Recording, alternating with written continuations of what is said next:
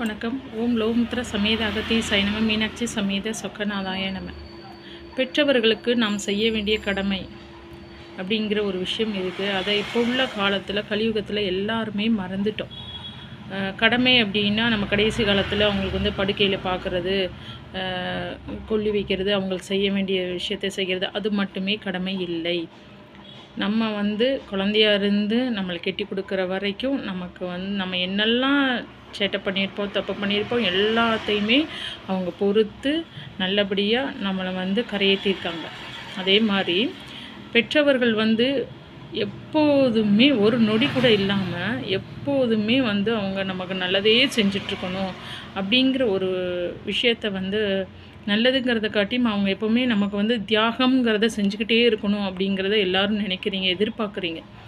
அவங்களோட கர்மப்படி அவங்களுக்குன்னு ஒரு ஆசைகள் இருக்கும். அவங்களுக்குன்னு யாராக இருந்தாலும் தனக்குன்னு ஆசைன்னு வரும்பொழுது அதை சுயநலம் சொல்லிடுறாங்க. தனக்குன்னு வந்தால் ஓகே, இதே அடுத்தவங்க வந்து அது தனக்கு தேவையானதை செஞ்சுட்டா சுயநலம் அப்படின்னு சொல்லிட்டு சொல்கிறாங்க. நம்மளோட பெற்றவர்களுக்கும் கால நேரங்கள் அப்படிங்கிறது இருக்குது. அவங்களுக்கும் நம்ம வந்து அவங்களுக்கு தேவையான விஷயத்தையும் டயத்தையும் நம்ம கொடுக்கணும். அவங்களுக்கு என்ன பிடிச்சிருக்கு, ஏது பிடிச்சிருக்குன்னு நம்ம வந்து கேட்டு செய்கிறதுல தப்பு கிடையாது. அதுதான் நியாயமும் தர்மமும் கூட. நமக்கு எப்படி அவங்க நம்மளை எப்படி வளர்த்தாங்களோ, நம்மளை வளர்க்கும் போது அவங்களோட ஃபினான்ஷியல் கொஞ்சம் கம்மியாக இருந்திருக்கலாம், இல்லை கஷ்டப்பட்டு நிறைய விஷயங்களை அவங்க வந்து எதிர்கொள்ள வேண்டி இருந்திருக்கும். ஆனால் நம்ம வளர்ந்ததுக்கப்புறம் நம்ம நல்ல உடல் ஆரோக்கியத்தோடு இருக்கும் பொழுது பெற்றவர்களை வந்து நல்லபடியாக பேணுதல் வேண்டும். அவங்களுக்கு என்ன வேணுமோ அப்படிங்கிறத அவங்க நம்மளை கவனிச்சுக்கிட்டதை விட நம்ம அவங்கள ஒரு படி மேலே கவனிச்சுக்கணும். அதுதான் கரெக்டான ஒரு விஷயம். ஸோ இதை செய்யும் பொழுது யாருமே வந்து கஷ்டப்படணுங்கிற அவசியமே அதில் வராது, கர்மா ஏறாது. முதல்ல பெற்றவர்களை வந்து கண்ணீர் வடிக்க விடாதீங்க.